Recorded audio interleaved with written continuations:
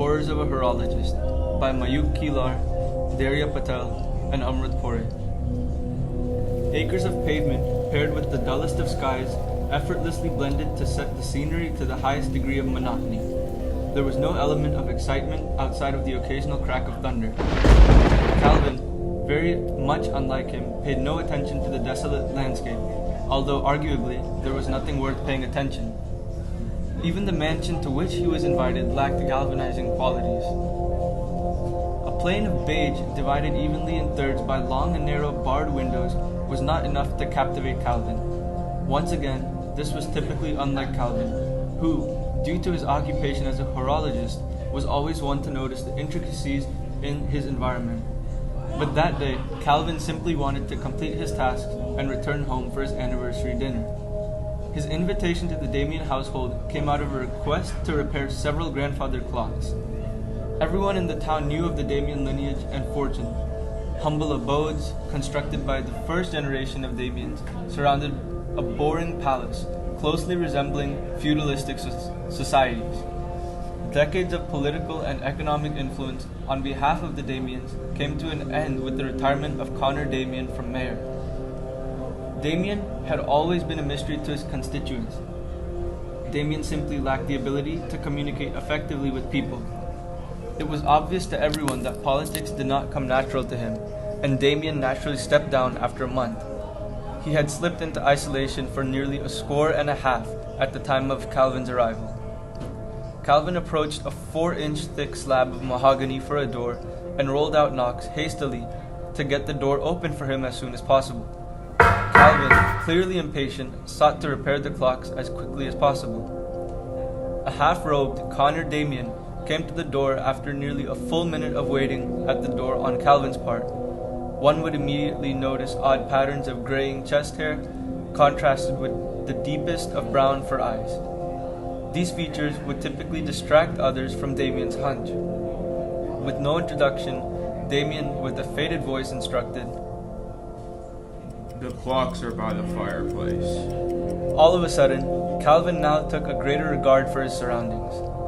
As he almost calculatingly took steps towards the grandesque living room, he noticed deep scratch marks on the wall perpendicular to the attic. The rope that hung from the ceiling tickled the nape of his neck. Calvin attempted to recall seeing an attic in the entry level of previous homes he had visited, but nothing came to mind. He also quickly realized the marble beneath him was marred. He pondered, "My God, with what ferocity must someone have scraped their foot on the floor to alter marble of all materials?" By now, Calvin's stalling was evident not only to Calvin, but also Damien. Calvin proceeded in the direction of the ivory-lined grandfather clocks that laid before him. "Do you want me to fix both clocks here by the fireplace and the frozen timepiece upon the ledge, or just the two?" "I don't really care. As long as you don't make it worse, I'm fine." Calvin smirked a bit and looked up at Damien to scan his face for an emotion, but instead came across a still face with eyes looking past him. Calvin immediately turned back and began frantically feeling for screws around the clock. After some time, and as he began to crack open the cherry wood, Damien peculiarly demanded, "Come have some tea. Your labor calls for some reward." "Come to think of it, I'm quite parched. Some tea would be absolutely lovely." "Here, let me lead you to the kitchen."